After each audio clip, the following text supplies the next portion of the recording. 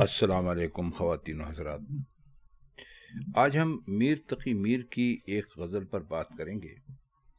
اس کا پہلا شعر ہے: گل کو محبوب ہم قیاس کیا، فرق نکلا بہت جو باس کیا۔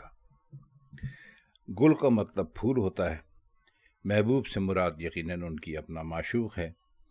قیاس کا مطلب ہوتا ہے خیال کرنا، سمجھنا۔ باس کہتے ہیں خوشبو کو یا بو کو، وہ خوشبو بھی ہو سکتی ہے، بدبو بھی ہو سکتی ہے، لیکن یہاں مراد غالباً خوشبو ہی ہے۔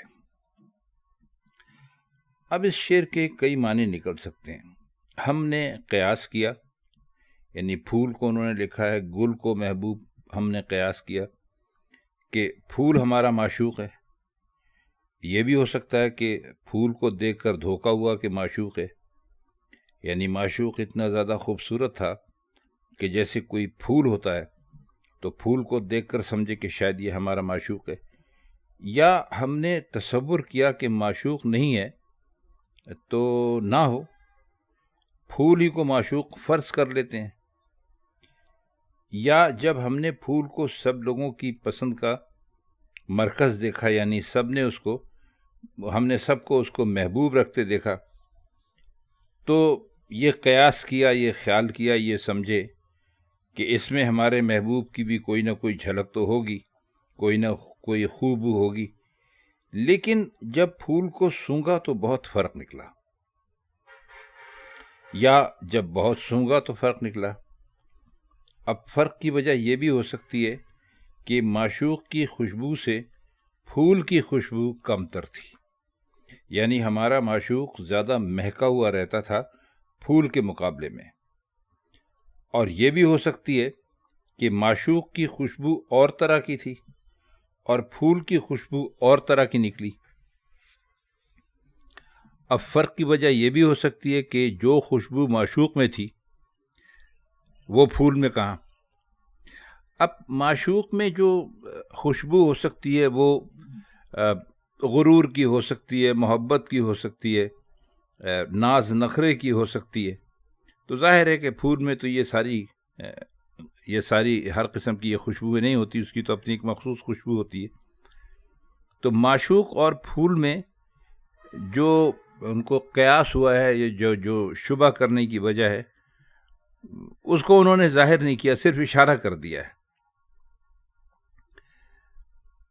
تو اس سے ظاہر ہوتا ہے کہ انہوں نے صرف اس میں جو ایک قیاس تھا، اپنے اس قیاس کی بات کی ہے کہ ہم نے کس لیے اس محبوب کو پھول سمجھے یا پھول کو محبوب سمجھے۔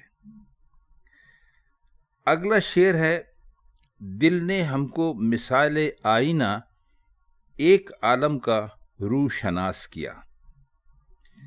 مثال آئینہ کا مطلب ہے آئینے کی طرح، عالم کہتے ہیں دنیا کو، اور روح شناس کا مطلب ہوتا ہے پہچاننے والا، چہرہ پہچاننے والا۔ روح چہرے کو کہتے ہیں اور شناس پہچان کو کہتے ہیں۔ تو اس کا کچھ مطلب یوں ہو سکتا ہے کہ جب کسی شخص سے آپ کی کوئی ایسی معمولی سی ملاقات ہو اور کوئی روزانہ کا ملنا ملانا نہ ہو، تو آپ کہتے ہیں کہ بھئی فلاں ہمارا روح شناس ہے، یا ہم اس کے روح شناس ہیں۔ آئینے میں ہر اس شخص کا عکس آ جاتا ہے جو آئینے کے سامنے آئے، یہ بڑی عام سی بات ہے، روزانہ آپ کو اس کا تجربہ ہوتا ہوگا۔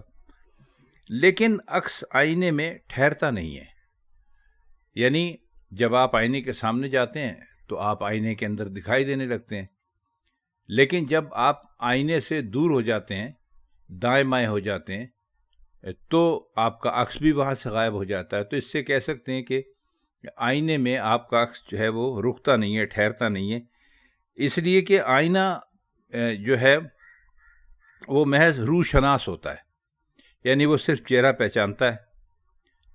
آپ اس کے سامنے گئے، اس نے آپ کو پہچان لیا، ویسے ہی دکھانا شروع کر دیا، آپ ہٹ گئے تو وہاں سے آپ غائب ہو گئے، تو آئینہ کچھ بھی نہیں ہے۔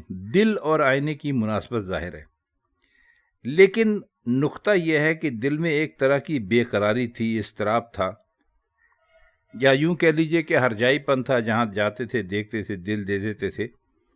تو اس کا نتیجہ یہ ہوا کہ ہم کسی ایک جگہ پر جم کے نہیں بیٹھے، یا کسی ایک شخص کی محبت میں پھنسے نہیں، گرفتار نہیں ہوئے، بس ادھر ادھر گھومتے رہے. اس لیے ہمارے ادھر ادھر گھومنے کی وجہ سے روشناس تو بہت سے لوگ ہو گئے، یعنی ہم ان کا چہرہ پہچانتے تھے، وہ ہمارا چہرہ پہچانتے تھے، لیکن دوست کوئی نہیں بنا. ایک مطلب یہ بھی ہو سکتا ہے کہ ہمارا دل آئینے کی طرح تھا، جس میں تمام دنیا دکھائی دے رہی تھی، یا یہ کہ ایک عالم سے مراد میر صاحب کی اپنی ہستی ہو، جو سارے جہان کی طرح عجیب پیچیدہ اور گہری اور قسم قسم کی ہے. اس میں ہر خوبی بھی پائی جاتی ہے، ہر خامی بھی پائی جاتی ہے. تو کہتے ہیں ہم نے دل کے آئینے میں خود کو دیکھا، تو یوں سمجھ لیجیے کہ ہم نے ساری دنیا کو دیکھ لیا، یا یہ دیکھ لیا کہ ہم خود ایک دنیا ہیں اور اپنی ایک الگ ہی دنیا رکھتے ہیں. دل ایک آئینہ ہے، تو اگر اس کو چمکا دیا جائے تو اس میں بہت سارے دنیایں دکھائی دینے لگتی ہیں. تو یہ یوں سمجھ لیجیے کہ یہ صوفیوں کے انداز کا کہا گیا شعر ہے، اور اس کا مطلب بس یہی ہو سکتا ہے کہ آپ اس کو چاہیں تو عشق مجازی کی طرف لے جائیں، چاہیں تو عشق حقیقی کی طرف لے جائیں. شعر نمبر 3 ہے: صبح تک شمع سر کو دھنتی رہی، کیا پتنگے نے التماس کیا. سر دھننا ایک محاورہ ہے، آپ اچھی طرح جانتے ہیں کہ بے خود ہو جانا. التماس کا مطلب ہوتا ہے درخواست کرنا. اب شمع کے سر دھننے سے کیا مراد ہے؟ دیکھیے، آپ نے دیکھا ہوگا کہ جب کسی چراغ میں روشنی ہوتی ہے تو اس کی جو لو ہوتی ہے، یا موم بتی کی جو لو ہوتی ہے، یعنی جو شعلہ ہوتا ہے، تو وہ ایک جگہ پر کھڑا ہوا نہیں ہوتا، وہ لرزتا رہتا ہے، ہلتا رہتا ہے. یا اگر ہوا چلے تو وہ زیادہ ہلنے لگتا ہے، جسے تھر تھرانا کہتے ہیں. تو اس کو شمع کے سر دھننے سے تعبیر کیا ہے. یعنی جب آدمی کوئی سر دھنتا ہے اپنا، تو اپنے سر کو ادھر ادھر مارتا ہے، تو وہ کہتے ہیں کہ جو شمع کی لو ہوتی ہے وہ بھی اسی طرح اپنا سر دھنتی رہتی ہے. اب شعر میں ایک تھوڑا سا ابہام ہے.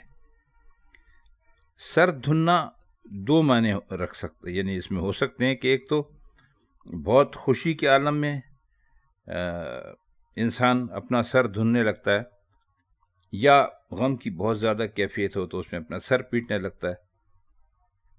اب پتنگے نے کیا کہا، کیا درخواست کی، یہ تو نہیں بتایا.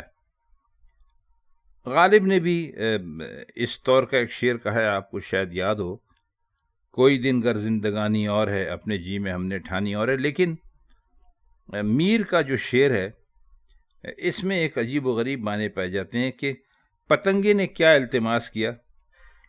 اس کا انہوں نے ذکر نہیں کیا، لیکن کہتے یہ ہیں کہ کوئی بات تو تھی کہ شمع جو ہے وہ صبح تک اپنا سر دھنتی رہی. اب یہ پتنگے نے اس سے ایسی کون سی بات کہہ دی تھی کہ شمع اپنا سر دھننے پر مجبور ہو گئی. آخری شعر ہے: ایسے وحشی کہاں ہیں اے خوباں، میر کو تم ابس اداس کیا. وحشی کا مطلب ہم آپ کو پہلے بھی بتلا چکے ہیں، وہ جسے انسانوں کے نزدیک ہونے سے وحشت ہوتی ہو، اکیلا رہنا چاہتا ہو. خوباں، خوب کی جمع ہے، خوب کا مطلب ہوتا ہے خوبصورت، تو خوباں کر کے انہوں نے بہت سارے حسینوں کو مخاطب کیا ہے. ابس کا مطلب ہوتا ہے خواہ مخواہ، بیکار میں، اور اداس کا مطلب تو خیر آپ سب جانتے ہی ہیں. اب جو وحشی ہوتا ہے وہ بعض اوقات ذرا سی بات پہ بھڑک جاتا ہے. یعنی آپ ذرا سا اس کو چھیڑ دیجئے تو وہ بھڑک جائے گا، ایسی حرکتیں کرنے لگے گا جو اس کے لیے بھی نقصان دہ ہو سکتی ہیں، چھیڑنے والے کے لیے بھی.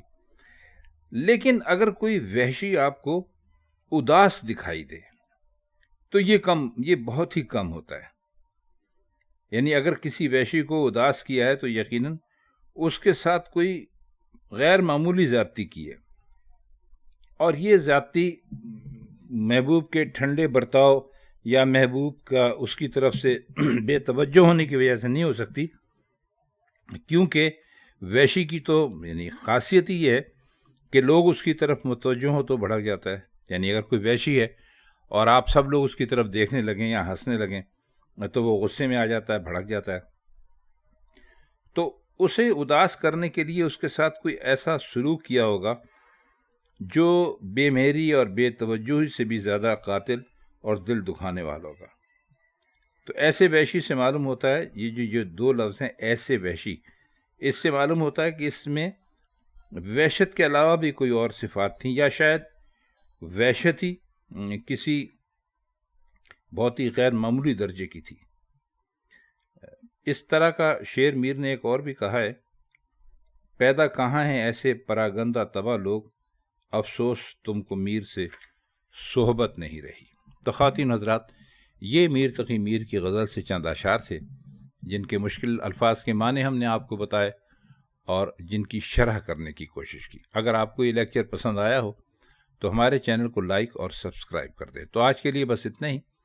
آپ سے کسی اور شاعر کے کسی اور کلام کے ساتھ کسی اور محفل میں پھر ملاقات ہوگی. تب تک کے لیے ہم چاہتے ہیں آپ سے اجازت. خدا حافظ.